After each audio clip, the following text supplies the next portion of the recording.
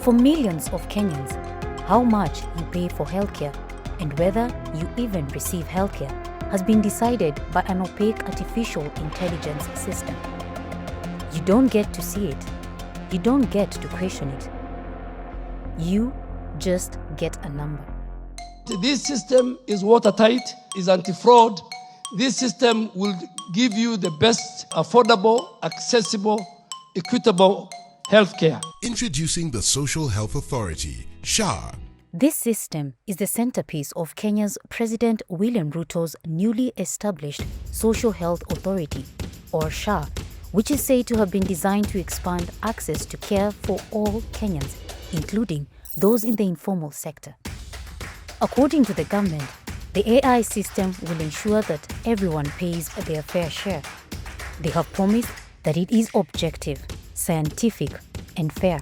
Kila mwananchi atalipa kulingana na mapato yake. But for many on the ground, an entirely different reality is unfolding. In the community perspective and expectations, walidhani ni kitu itawasaidia kulingana na venye ilitangazwa na serikali. It is so tricky. Unapata mtu aweza afford a meal a day, unapata anaambiwa he or she is supposed to pay 650 and above. Pesa hata yeye aweza afford. Kwa hivyo tangu SHA ikuje kumekuwa na crisis. Reporters at Africa Uncensored, investigative newsroom Lighthouse Reports, and The Guardian spent months investigating the technology and decisions behind SHA's huge gamble. Training data set had like over 900 variables. But the form people were filling had like 17 questions or 20-something questions. So we really wanted to know, did the government use these 900 variables and how did they narrow down to these 17 variables? We spoke to inside sources within the government, frontline health workers, and obtained damning, never-before published documents. After months of back and forth with SHA over access to information requests, we managed to obtain data and documents that allowed us to reconstruct its secretive AI system. That access allowed us to test how the system works in real life. Our audit found that it overcharges the poorest Kenyans while undercharging the wealthiest. We also obtained a document showing that the government knew of these risks but launched the system regardless. This investigation, for the first time, takes you inside SHA's Means Testing AI system. It shows you how it works, the choices behind it, and the deadly consequences when it goes wrong.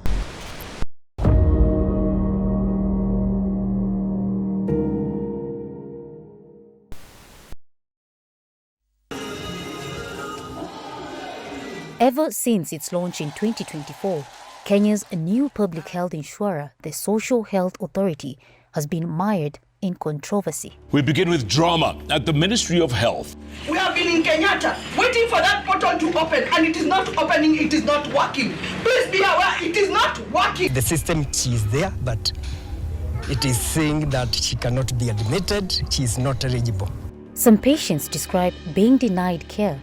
Others say they were asked to pay more than expected or more than they can afford, while some report no challenges at all accessing services. Nasikia kwa haifanyi, but venye nilikuja huku niliambiwa ni register na nikiregister imefanya. The billions was The reasons behind these differing experiences, though, are not always clear. For now, we take note.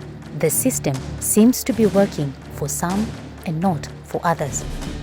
We will come back to this later. Many people's first experience with SHA involves registration. Some they have their own phones because it is star 147 hash. That is how you have to register. Grace, not her real name, is a community health promoter based in Nairobi. She is one of thousands of volunteers embedded across the country, helping to deliver basic health services. The people she helps are some of the poorest in Nairobi. The majority of Kenyans are in informal employment, not formal employment. Majority kwa hii barabara yetu kufika mwisho tuseme iko na more than 2,000 households. Lakini watu unaweza hesabia wanaenda kazi ni wachache. Most of them ni wavibarua, wengine wanategemea kuajiriwa wedding, wengine wako kwa hizi jua kali, yani informal employment. Each week, she helps dozens of them register for the Social Health Authority. Registering requires asking them a series of questions about their lives. Maswali itakuuliza unaishi wapi, unaishiaje, kimapato yako uko na nini, the things you own, kama uko na shamba ama uko na nini yako. The same tu kama wakati wa census. Yani maswali zina feel uncomfortable because wengine wana feel ni kama wanachunguzwa. Sio kama mambo ya SHA, wanaona ni kama wanachunguzwa. These answers are entered into a digital questionnaire through a phone or a computer. At the end, a number comes out, their SHA premium, an annual amount they must pay to access public healthcare. For many of the struggling clients Grace helps, that number is far higher than they can afford. Sasa, tangu SHA ikuje, malipo kuna wale wanalipa juu sana. Lakini kitu mimi ningetaka serikali ijue, hiyo mambo ya kuregister online bila kuwatembelea is so tricky. Unapata mtu aweza afford a meal a day, inamwambia ako supposed kulipa 650 and above. Pesa yenye hata yeye haweza afford. Na maybe uko chini na uko mgonjwa. Kwa hivyo watu wengine kwa hizi household wanakapitia. Faced with premiums they cannot pay, Grace says people are unable to access essential healthcare, sometimes with deadly consequences. Imekuwa ngumu because unapata most households wameregister. Kulipa ndio shida, they can't afford it. Zingine it's painful, wengine hata tumepoteza because utapata mtu umempeleka anahitaji matibabu, hawezi afford SHA ndio atibiwe. Zile vitu anaambiwa unapata tunapoteza watu. People are dying. What Grace is witnessing is part of a much bigger shift where governments are turning to AI to deliver services. Across the world, algorithms are now being used to make decisions that shape people's lives, from who gets a loan or a job to who can access public services, as in this case. One, we are leveraging on AI to do our means testing instrument for how we are distributing education money. What is the financial status of which parent? We are using the same to desegregate how we distribute our fertilizer to farmers. And we are now using it for the beneficiaries of our universal health coverage program. But what is playing out on the ground isn't by chance. It is a result of deliberate choices. And to understand how we got here, we have to go back to 2023. The establishment of this social health insurance bill is going to ensure that there's transparency, there's accountability. Is the one dealing decisively with cartels. Will as many as of that opinion say aye? Will as many as of the contrary opinion say nay? The ayes have it.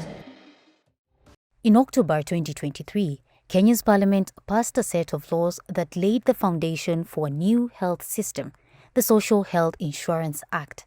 The previous system, National Health Insurance Fund, or NHIF, was primarily supported by salaried workers who paid 2.5% of their income.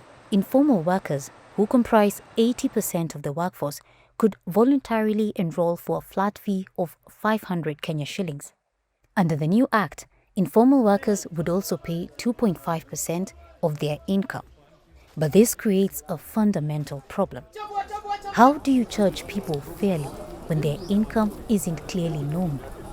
It is a question that surfaced early on. Just a few months after the law was passed, government officials and stakeholders met in Naivasha to discuss how the new system would be funded. How are you going to determine contributions for this big pocket? And the feedback in that meeting was, we will use Proxy Means Testing. That's the first time I hear Proxy Means Testing, and we get curious. Dr. Brian Lishenga, chairperson of the Rural and Urban Private Hospital Association of Kenya, the country's largest private hospital network, was among them.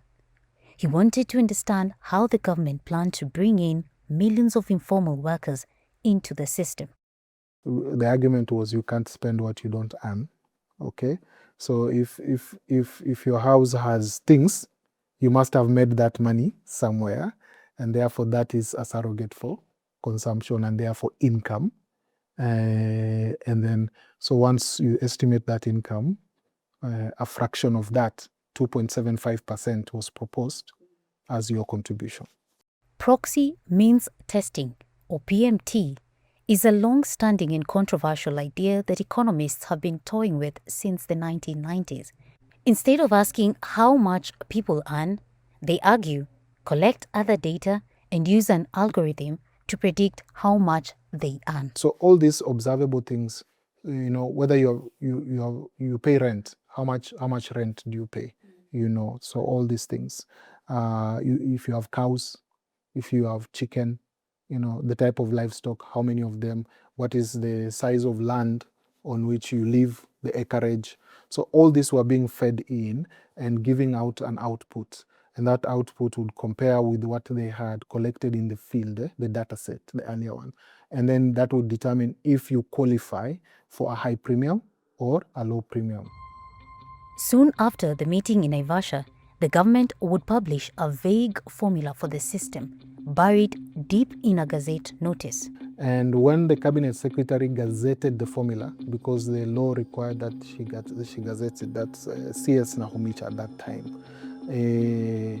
If you looked at the gazette notice, I don't know how many Kenyans looked at it, but the gazette notice looked like it could have come out of a mathematics essay question.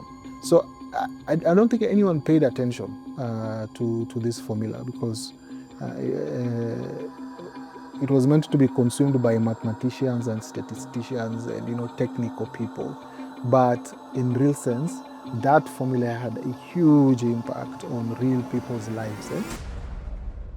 A few months later, on 1st October 2024, the Social Health Insurance Fund, or SHIF, was officially launched, replacing the National Health Insurance Fund, which had been in operation for almost 6 decades and had built up significant debt. Now, let's go back to the beginning of this story. Remember this note? The system seems to be working for some and not for others. This is where we begin to make sense of it. The most comfortable thing, the most sure thing to say about myself is that I'm a mathematician, because that's what I studied in school, that's what I understood more easily than everything else. So I always feel like I'm inherently a mathematician as an identity. One of our reporters, Purity Mukami, is a data journalist and statistician.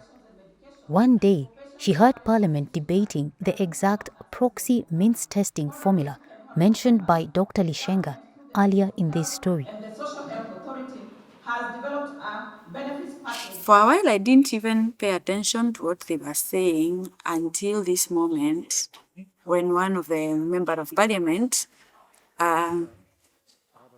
was on the mic and said, "The means testing instrument is an algorithm that will be applied to an assessment done on households.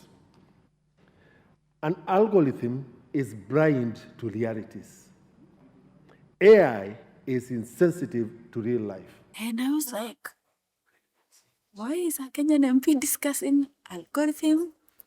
And it's in Parliament, like it's not an academic or a technical kind of sitting. Like, it was very surprising that they were discussing an algorithm. in the parliament. And I'll give an example of an elderly lady in Nyeri known as Mama Waziri, who is about 87 years old.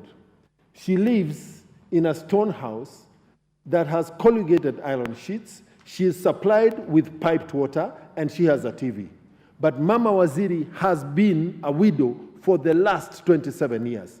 At any one time that we distribute relief food in Roringo Muslim village, she is always number one on the list. How will this algorithm capture the reality of Mama Waziri's life despite the appearance of her dwellings? I did not expect such things to be happening in my country. I thought this is like an advanced economy kind of problem. 2 weeks before, I was reading this thing, imagining it will never happen in Kenya soon.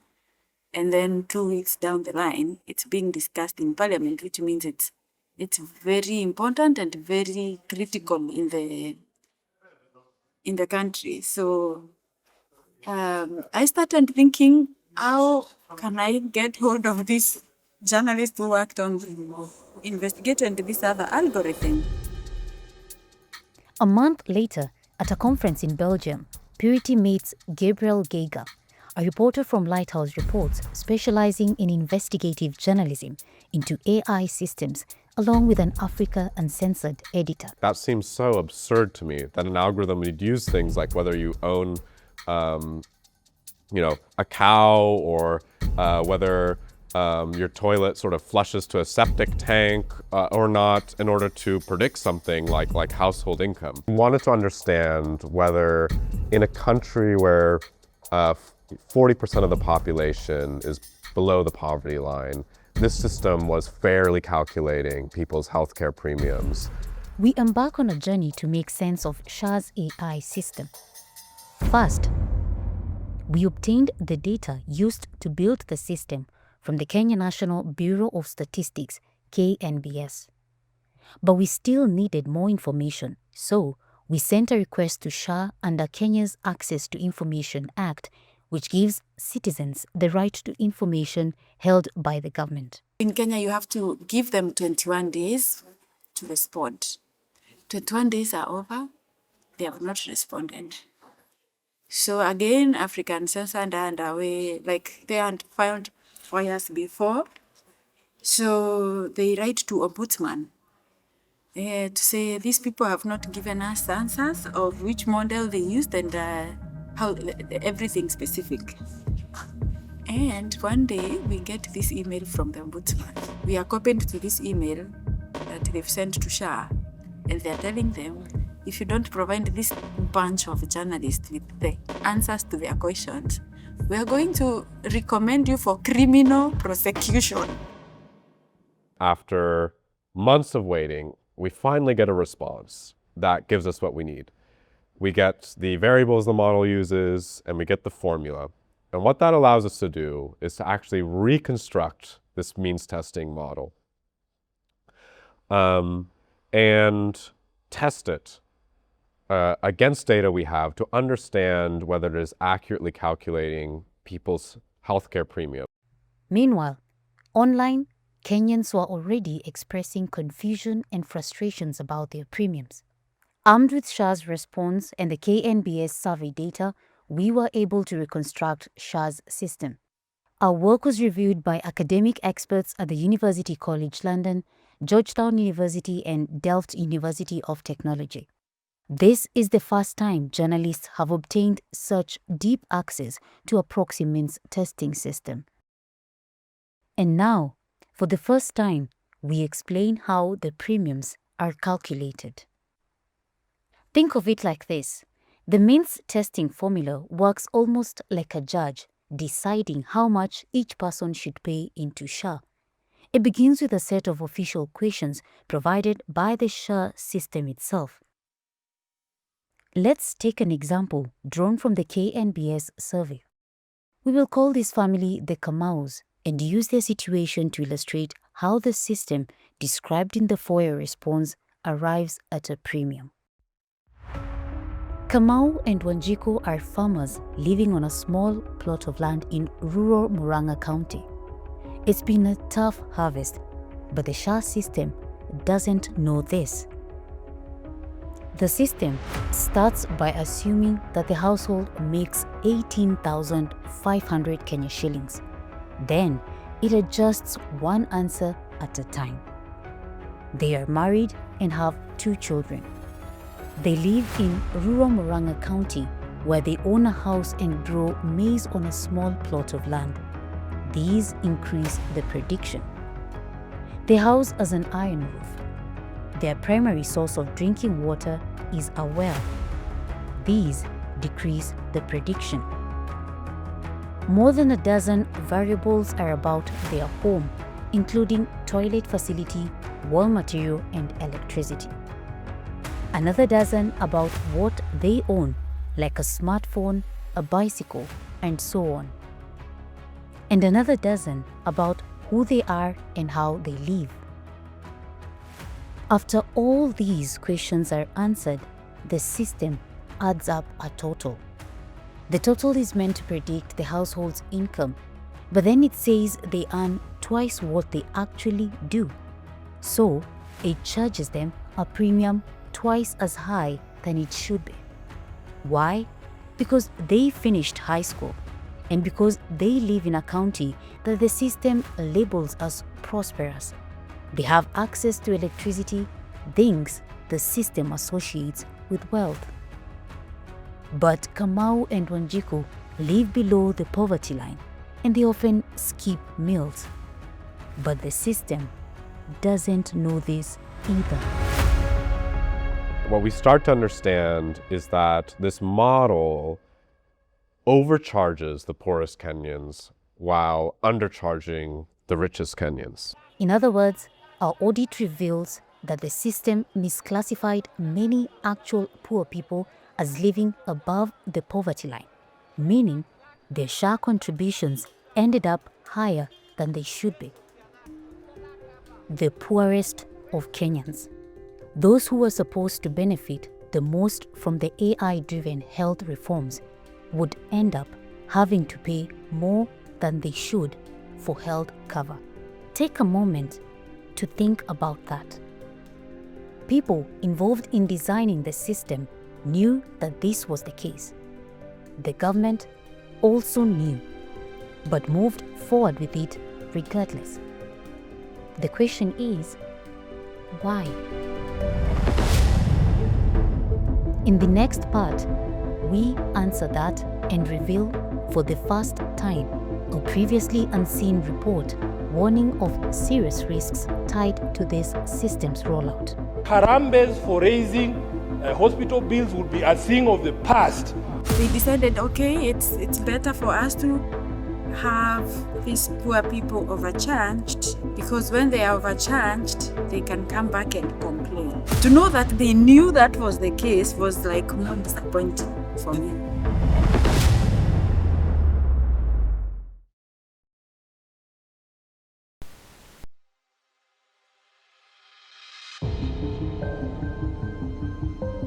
What she is calling the means testing tool is a very, very complicated tool. Who will actually be carrying out the means testing?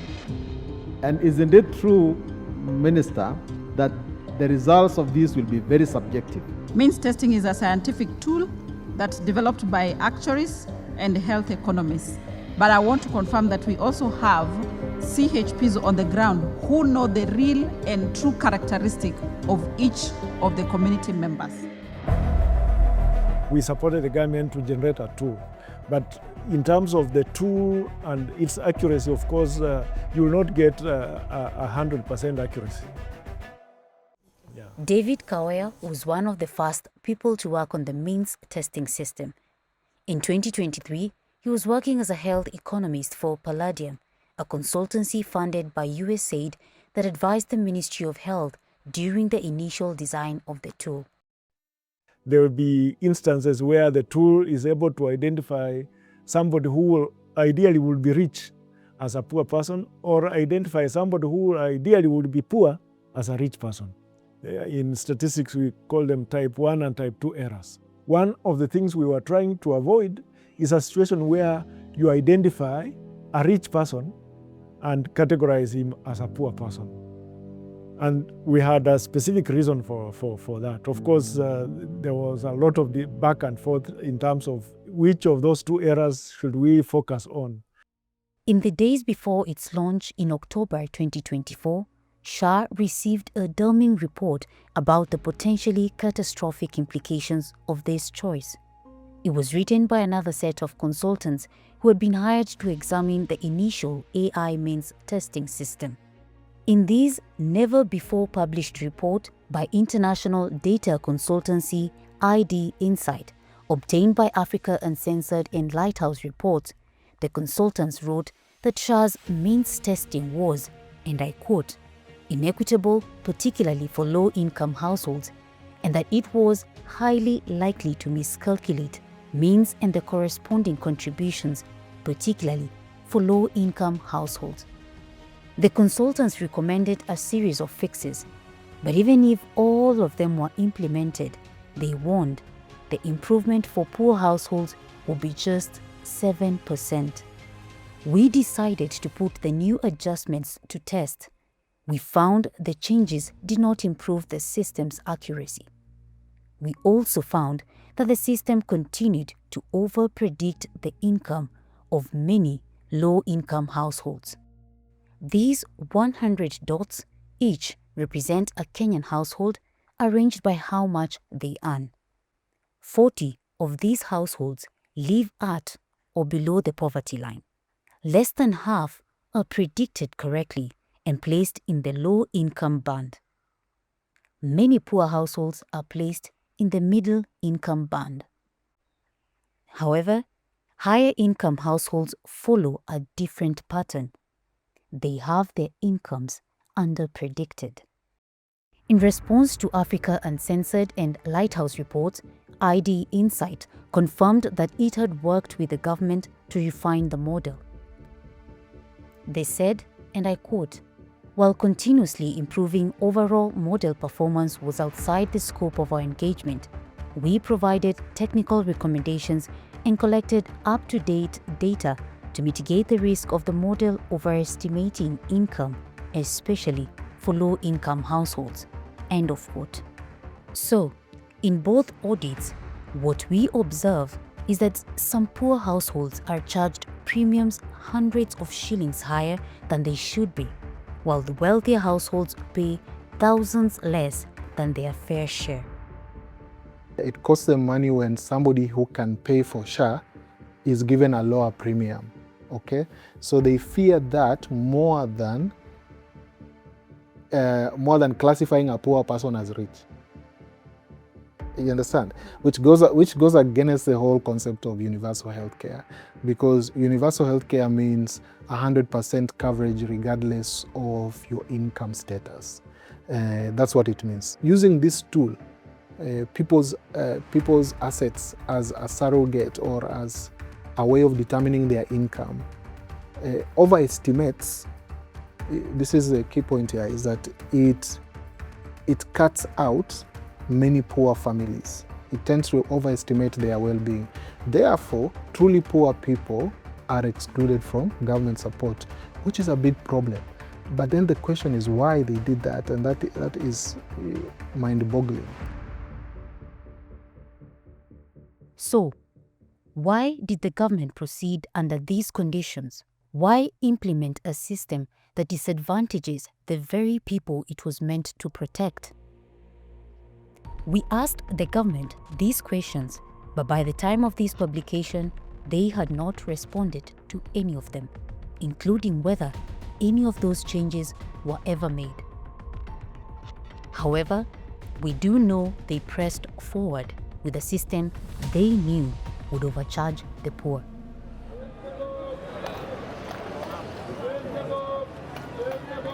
As we dug deeper into the system, we found poor households were being dramatically overcharged, even when accounting for the changes proposed by these consultants. I did not expect it to be at that magnitude and to be like so unfair to the very poorest, because the exact reason why they were using it is to find a way everyone get to contribute something that is proportional to their income. And they kept telling us, no one will be left behind. Some people will pay even lesser than they were paying in the previous planning, the program. So the findings were a bit shocking. On the ground, these numbers become real people like Grace. Wacha nikufanyia kwa mfano, mimi naishi kwa nyumba ya mabati. A one room house. Nilijaza tu vizuri nikidhani itanipea 300, which I can afford. Kwa hivyo yearly ningelipa pesa ngapi? 3,600. Kitu ninge afford. But unaona yangu ilinipea premium gani? 650. Double what you expected. Yeah, kwa hivyo singeweza kulipa na si kulipa. Mimi nafinyika, nategemewa kusaidia watu wengine, lakini mimi siwezi jisaidia. The transition from NHIF to SHA has turned into a bureaucratic nightmare. Wengine wako kwa hospitali, bili inakwama, inabidi tuwasaidie, tuwachangie. Wengine wanakufa kwa hospitali because they can't afford even healthcare. What both David and ID Insight say is that having an appeal mechanism is the vital correction process for this system, which basically puts the burden on correcting mistakes on the poor. So ideally, those were the errors we were trying to work with to ensure that we minimize inclusion error, because if you include a rich person, it's unlikely that he will raise his hand and say, look, I'm not poor, I will pay. But if you exclude a poor person, we knew that a poor person will not pay in any ways. Therefore, we allowed a mechanism to actually appeal. The poor person could appeal and then say, look, I don't have that income as per the tool, and this is the information I have. Away from policy tables and into lived reality, those decisions take on a different weight, one that can be harsh and at times deeply damaging for those affected. We've gone to talk to people, all sorts of people, on the street, at their homes. And a lot of these people, they did not even see the option for appealing. They did not even know it exists. It was not even marketed as prominently as everything else about the program. For many, that promised appeal process appears not to be a viable option. In places like Huruma, a low-income neighborhood in Nairobi, where many households depend on unpredictable incomes and informal work, that gap becomes part of everyday life. Kwa majina mimi naitwa Florence Atieno, nimetoka Richland. Mimi sina kazi, niko tu kwa nyumba. Meet Florence. She is one of the people Purity spoke to at her home here in Huruma. Neno kudo place poa affordable houses ziko. Kwa nishi Mathare North. Huko nilikuwa na stay na wazazi. Florence is currently unemployed. Her husband works as a casual laborer with no stable source of income. Like many informal workers, their earnings shift from day to day. Sometimes it's there, sometimes it's not. Just recently, Florence became a mother. But it was during her pregnancy, months ago, that she encountered the new SHA system for the very first time. SHA nilisikia wakati nilienda hospitali ndo nikaambiwa saa hii NHIF hakuna, saa hii lazima ukuwe na SHA. So nikaambiwa kama una SHA utalipa hiyo bili yote ya usi. Okay, waliniambia SHA inaweza nilipia hiyo bili nini ya usi, hiyo vitu nini kama hiyo chakula, hiyo nini mwenye ananihudumia hiyo. Pia inaweza nilipia yote, like nilipia hiyo bili ya usi yote, kitanda, chakula, kila kitu. Like everyone else registering, she was taken through a series of questions about her home, her family, and her living conditions. Waliniuliza kama nimeoleka, nikamwambia nimeoleka. Wakaniuliza niishi kwa nyumba ya ghorofa ama mabati, nikamwambia mabati. Wakaniuliza kama nasha choo, yani choo yetu ni public ama, nikamwambia yani public. Wakaniuliza kuna watoto wangapi, nikamwambia niko na mtoto mmoja. Wauza kama niko nafanya kazi gani, nikamwambia sina kazi yenye nafanya. No, wakaniuza kazi yenye mzee wangu anafanya. Nikamwambia ni just ya mabati. Nikamwambia napika na stove. Maji wakaniuza nachota wapi, nikamwambia kwa plot. At the time, Florence says she did not know what those questions were for. Hiyo wakati sikuwa najua juu sasa nilikuwa naona ni kama anauliza maswali mingi zenye yani sijui kama zitanisaidia. Then came the results. A number calculated from her answers. Nimemaliza ndo akaangalia akanionyesha message nini amount yenye nitakuwa nalipa per month na per year. Ndo akasema per month nitakuwa nalipa 550 na per year nitakuwa nalipa 6600. Hapo nilisikia vibaya juu according to mimi hiyo amount ilikuwa high sana. Nilikuwa nataka ikuwe reduce kidogo at least. 300 iko sawa juu according to me siendi job. Na mzee sile job ya permanent. Based on her responses, Florence fits the profile of the people this system was meant to support. Low income with no stable source of earnings. But as our investigation has shown, these are the very households the system often overestimates. Niliona kama nimeoverchargiwa juu. According to me, niliona kama nimeoverchargiwa. Juu at least ningekewa nini kiasi chini. Nisikuwe kumwela, lakini niliona ni kama venye niko na husband sasa, that's why imewekwa at least iko high. Nilibidi nijinyime juu nilijua itanisaidia hapo mbeleni juu size huwezi save wewe mwenyewe. Sasa niliona pale ni pali save pa kusave at least najua niko sure bet siko pale itanisaidia juu nikisema ni save inaweza pata matumizi. So nina acha nijinyime niweke pale juu wakati nitaenda kujifungua ndajua niko na pesa pale itanisimamia. Yani kujikaza utafuta hiyo pesa upate uweke, hata kama ulikuwa unafaa ufanye matumizi fulani inabidi uachane nayo matumizi uiweke. Florence's case is not unique. It is yet another glimpse into how the system is performing on the ground. On paper, there is a way to challenge this, an appeals process meant to correct such cases. But according to Florence, that option was never made known to her. Feel bad, mbona tunafichwa? Inafaa tuambiwe at least mtu aone venye anaweza eka standard yake, at least hiyo amount yenye anaweza lipa aikewe at least ya chini kidogo. Nataka tu kuuliza watu at least watuoneshe hiyo method, at least tujaribu kutumia tuone venye tunaweza reduce hiyo nini. So, we walked her through it, step by step, filing an appeal, hoping the system would reconsider her premium. For Florence, this moment was a chance, a possibility that the number could change and that the burden could ease. Then came the response. Dear member, your premium amount does not meet the minimum threshold for an appeal. Her appeal was denied. What do you feel?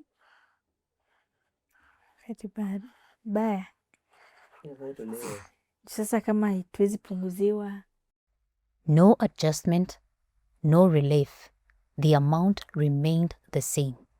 Florence is not alone. Kuna watu nilikuwa najazia na kuna watu tulikosana kwa households. Ilimletea anafaa kulipa 1050 per month. Akaniambia nimemjazia vibaya, premium imehike. Nikamwambia aende arudie, kuna ile inasema kuna kureappeal. Ukireappeal hakuna kitu ina reappeal kwa SHA. Kwa system inakuambia unaweza reappeal. Hata yangu nilijaribu itoke kwa 650 to 300 na imekataa. Imekwama hapo tu kwa 650 na nimeshindwa kujilipia. Because kupata hiyo 650 inakuja 7,800. Kupata hiyo pesa pamoja nilikosa, kwa hivyo hata mimi inapitia kwa shida. In the cases we looked at, the appeals process, the very safeguard meant to correct the system, did not deliver as intended, which raises deeper questions.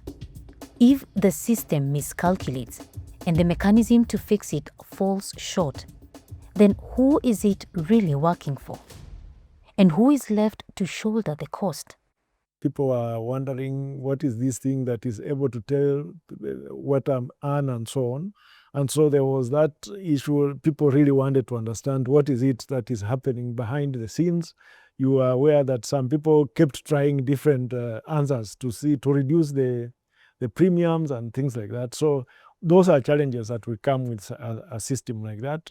Both of these systems, the original one that SHA told us it was using, and the tweaked version that ID Insight told it to swap over to, revolved around a fundamental design question: making the poorest take responsibility for fixing mistakes the algorithm imposed on them.